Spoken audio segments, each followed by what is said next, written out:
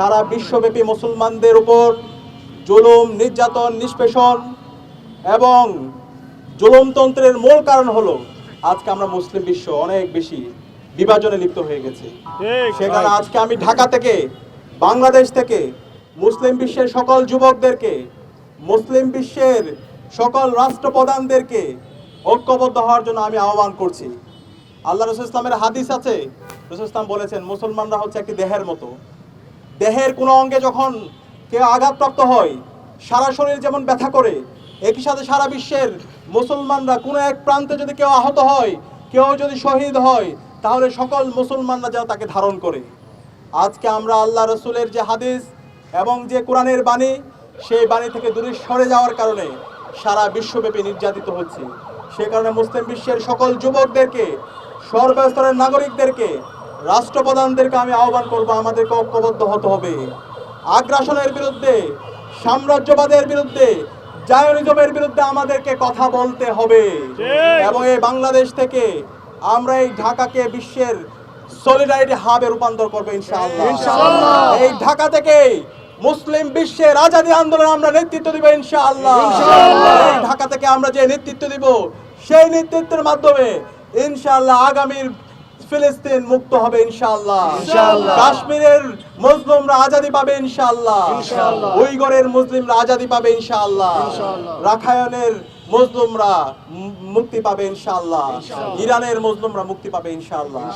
আমরা বলতে চাই, আমরা দেখতে পেয়েছি গত বছর জুনের 12 দিন ব্যাপী যুদ্ধের পরে ইসরায়েল এবং মার্কিনীদের সাথে যে আলোচনা চলছিল, সেই আলোচনা পরবর্তী আমরা বিশ্বাস করেছিলাম, আমরা আশা করেছিলাম ডিপ্লোম্যাটিক সলিউশনের মাধ্যমে এই যুদ্ধ বন্ধ হবে। কিন্তু আমরা দেখতে পেয়েছি এই আলোচনা যখন চলছে, সেই সময়ে এই ইসরায়েলি কাপুরুষরা, এই মার্কিনী কাপুরুষরা তারা নিরহ মানুষদের উপর হামলা করে শত শত মানুষকে শহীদ করেছে। আমরা ঠিক এই বছরও দেখতে পেয়েছি যখন আলোচনা চলছিল, সেই আলোচনার মুহূর্তে এই জায়নিস্টরা, এই মার্কিনী সাম্রাজ্যবাদীরা নিরহ মানুষদের উপর হামলা করে তারা শত শত মানুষদেরকে শহীদ করেছে। আমরা দেখতে পেয়েছি বছরের পর বছর জুড়ে এই জায়নিস্টরা, এই মার্কিনী সাম্রাজ্যবাদীরা এই ফিলিস্তিনের নিরহ মানুষদের উপর হামলা করে শত শত আমার ভাই বোনদেরকে শহীদ করেছে। আজকে সারা বিশ্বের উন্মুক্ত কারাগার আমাদের গাজা, আমরা আমাদের ইয়াহিয়া সিনওয়ারকে হারিয়েছি, আমরা আমাদের ইসমাইল হানিয়াকে হারিয়েছি। আমরা দেখতে পাচ্ছি আজকে সারা বিশ্বের এক উন্মুক্ত কারাগার গাজা। আজকে আমাদের ফিলিস্তিনের পাশাপাশি ইরানেও এই ইসরায়েলি জায়নিস্টরা এবং মার্কিনী সাম্রাজ্যবাদীরা ক্রমাগত হামলা করে আমাদের এই মুক্তি আন্দোলনের অন্যতম নেতা ইমাম খামেনিকে তারা শহীদ করেছে।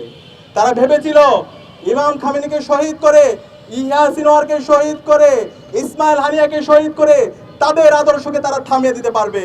কিন্তু আজকে সারা বিশ্বব্যাপী, সারা বিশ্বের মুসলিমরা, মুসলিম বিশ্বের যুবকরা তারা ইমাম খামেনি হতে চায়, তারা ইয়াহিয়া সিনওয়ার হতে চায়, তারা ইসমাইল হানিয়া হতে চায়। এবং আমরা বিশ্বাস করি মুসলিম বিশ্বের যুবকদেরকে সাথে নিয়ে আমরা এই আগ্রাসন ভেঙে দিব, আমরা এই আধিপত্যবাদ ভেঙে দিব, আমরা এই জায়নবাদ ভেঙে দিব ইনশাআল্লাহ। সে কারণে আমি সবাইকে অনুরোধ করব, আমাদেরকে ঐক্যবদ্ধ হতে হবে।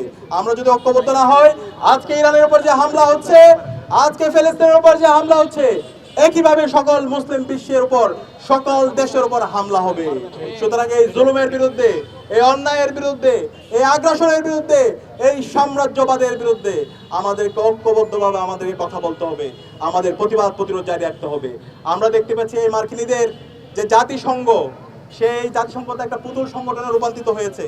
তাদের অনেক মানবাধিকারের চার্টার আছে, আপনারা তাদের মানবাধিকারের যে চার্টারগুলো আছে সেগুলো একটু পড়বেন। ICSPR, ICSCR, convention against torture, অসংখ্য তারা মানবাধিকার সনদ তারা তৈরি করেছে। চমৎকার চমৎকার তারা ওই মানবাধিকার সনদে কথা বলেছে, কিন্তু তাদের এই মানবাধিকার সনদ সম্পূর্ণ দ্বিচারিতামূলক।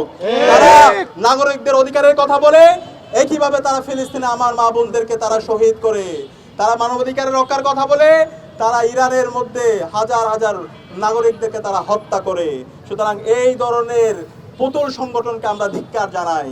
আমরা বলতে চাই মুসলিম বিশ্বের যে ওআইসি আছে এবং মুসলিম বিশ্বের যত সংগঠন আছে সেগুলোকে কার্যকর করতে হবে এবং মুসলিম বিশ্বের যুবকদেরকে ঐক্যবদ্ধভাবে এই অন্যায়ের বিরুদ্ধে, এই আগ্রাসনের বিরুদ্ধে, এই সাম্রাজ্যবাদের বিরুদ্ধে, জায়ানবাদের বিরুদ্ধে আমাদেরকে প্রতিরোধ জারি রাখতে হবে। আমরা বাংলাদেশ থেকে শহীদ ইমাম খামেনিকে শ্রদ্ধার সাথে স্মরণ করছি, আল্লাহর কাছে দোয়া করছি আল্লাহ পাক সুবহানাহু ওয়া তাআলা ইমাম খামেনিকে জান্নাতুল ফেরদৌসের মেহমান হিসেবে কবুল করুক। আমাদের সাথে আদর্শে অমিল থাকতে পারে, কিন্তু অন্যায়ের বিরুদ্ধে, জুলুমের বিরুদ্ধে, সাম্রাজ্যবাদের বিরুদ্ধে আমাদেরকে কথা বলতে হবে। আমরা যদি কথা না বলে চুপ থাকি, তাহলে আজকে ইরানের উপর যে হামলা হচ্ছে, আজকে ফিলিস্তিনের উপর যে হামলা হচ্ছে, ঠিক একই হামলা আমার উপর হবে, আমার দেশের উপর হবে, মুসলমানদের উপর হবে।